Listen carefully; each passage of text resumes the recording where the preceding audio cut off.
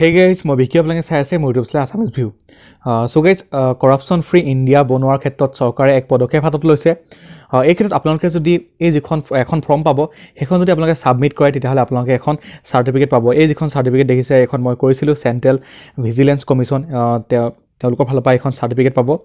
So আপোনালোকক মই ভিডিঅ'ত দেখাই দিম আপোনালোকে কেনেকৈ এই যিখন চাৰ্টিফিকেট আছে সেইখন উলিয়াব পাৰিব, কি কৰিব লাগিব, কি নথিপত্ৰ লাগিব, কেনেকৈ আপোনালোকৰ যিটো মোবাইল ফোন আছে তাত গৈ আপোনালোকে এই যিখন চাৰ্টিফিকেট আছে সেই চাৰ্টিফিকেটখনৰ বাবে আপোনালোকে এপ্লাই কৰিব পাৰিব। এইটো আচলতে চৰকাৰে কৰাপশ্যন ফ্ৰী ইণ্ডিয়া বনোৱাৰ বাবে এটা ক্ষুদ্ৰ প্ৰচেষ্টা হাতত লৈছে। চাওঁ এতিয়া কিমান দূৰ আচলতে এই বস্তুটো সফল হয়। আহক আমিও চৰকাৰক এই ক্ষেত্ৰত সঁহাৰি জনাওঁ। বলক তেতিয়াহ'লে আজি ভিডিঅ'টো আৰম্ভ কৰিছোঁ। তো গাইজ আপোনালোকে যিকোনো এটা ব্ৰাউজাৰ অ'পেন কৰি ল'ব। তাৰপিছত আপোনালোকে যদি এইটো ডেস্কটপ মুড কৰিলে তেতিয়া বেছি ভাল হয়, মোৰ অলৰেডি কৰা আছে। চ' আপোনালোকে চাৰ্চ কৰিব pledgecvc.nic.in, মানে pledgecvc.nic.in। প্লেচ মিনছ হৈছে এটা ফৰ্মেল, মানে এখন প্ৰমিছ কৰা হয়, এটা ফৰ্মেল প্ৰমিছ। চ' আচলতে ইয়াৰ জৰিয়তে আপোনালোকে গভৰ্ণমেণ্টক প্ৰমিছ কৰিব আৰু ইয়াৰ জৰিয়তে গভৰ্ণমেণ্টে আচলতে এখন কৰাপশ্যন ফ্ৰী ইণ্ডিয়া বনাব বিচাৰিছে। চ' তাৰপিছত আপোনালোকে এখন চাৰ্টিফিকেট পাব। এইটো যিটো প্ৰথম ৱেবছাইট দেখিছে pledgecvc.nic.in, ইয়াত আপোনালোকে ক্লিক কৰি দিব। যেতিয়া ক্লিক কৰিব এনেকুৱা এটা পেজ অ'পেন হ'ব। ইয়াত আপোনালোকে দুটা অপশ্যন পাব, এটা হৈছে এজ এ চিটিজেন আৰু ছেকেণ্ডটো হৈছে এজ এন অৰ্গেনাইজেশ্যন। আপুনি যদি নিজলৈ উলিয়াব বিচাৰিছে, আপুনি যদি এজ এ চিটিজেন, তেতিয়াহ'লে আপুনি প্ৰথম যিটো অপশ্যন আছে সেইটোত ক্লিক কৰিব, আৰু আপুনি যদি এটা অৰ্গেনাইজেশ্যনলৈ উলিয়াব বিচাৰিছে তেতিয়াহ'লে ছেকেণ্ড যিটো অপশ্যন আছে সেইটোত ক্লিক কৰিব। চ' যেতিয়া ক্লিক কৰিলোঁ এনেকুৱা এটা পেজ অ'পেন হ'ব। প্ৰথমতে আপোনালোকে ইয়াত কি লিখে নামৰ আগত সেইটো লিখি ল'ব। তাৰপিছত আপোনালোকে ইয়াত নামটো দি দিব, চাৰ্টিফিকেটখন আপোনালোকে কোনটো নাম বিচাৰিছে সেইটো দিব। তাৰপিছত মেল নে ফিমেল এইটো দিব, পান কাৰ্ড, আপোনালোকৰ নথিপত্ৰ কি আছে, পান কাৰ্ড আছে নে, পাছপৰ্ট আছে নে, ভোটাৰ আই ডি আছে নে, বা আদাৰ্ছ থাকিলে আদাৰ্ছ দিব। তাৰপিছত আৰু যিটো নাম্বাৰ থাকে কাৰ্ডত সেই নাম্বাৰটো ইয়াত এণ্টাৰ কৰি দিব। নেক্সট ডেট অফ বাৰ্থটো দিব লাগিব, তাৰপিছত পিন ক'ডটো দিব লাগিব, তাৰপিছত দিব লাগিব আপোনালোকৰ যিখন ৰাজ্য আপুনি সেইখন ৰাজ্য দিব লাগিব। আমি যিহেতু অসমৰ, আমি অসম দিব লাগিব। তাৰপিছত অসমৰ কোনখন জিলা ইয়াত দিব আপোনালোকে। তাৰপিছত দিব লাগিব ইমেইল যদি আছে, যদি নাথাকিলে দিব নালাগে। তাৰপিছত ইয়াত মোবাইল নাম্বাৰটো। তাৰপিছত যেতিয়া মই এতিয়া ফিল আপ কৰি লৈছোঁ, তাৰ নেক্সট প্ৰচেছটো কৈ আছোঁ।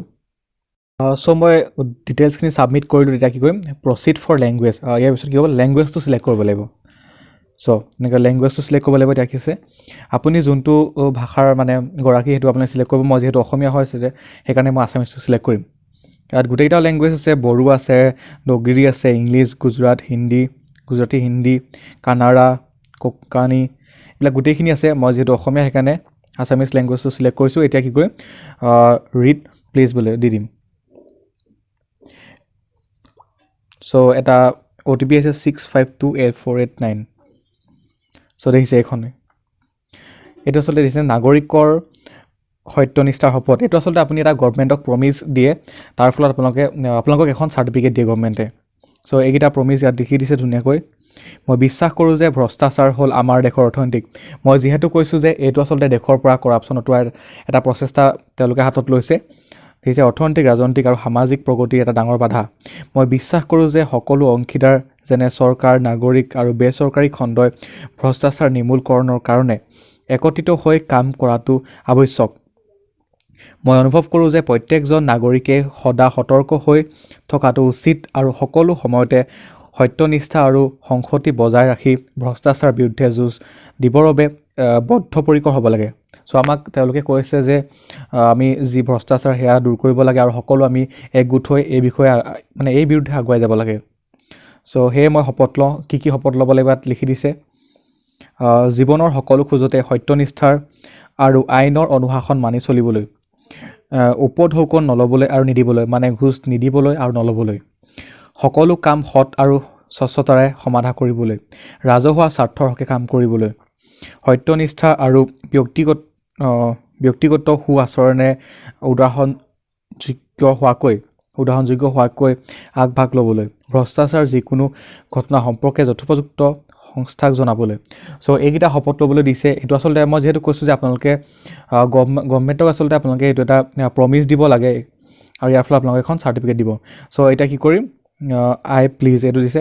মই যিখন প্ৰমিছ আছিলে সেই প্ৰমিছটোত মই ছাবমিট কৰিলোঁ, মানে একচেপ্ট কৰিলোঁ।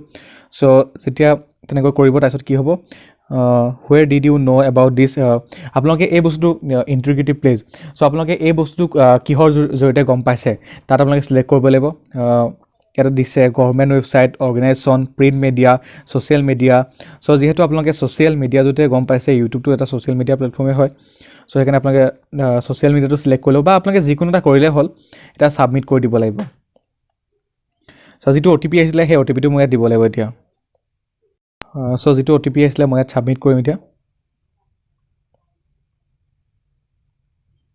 অ' টি পিটো পেষ্ট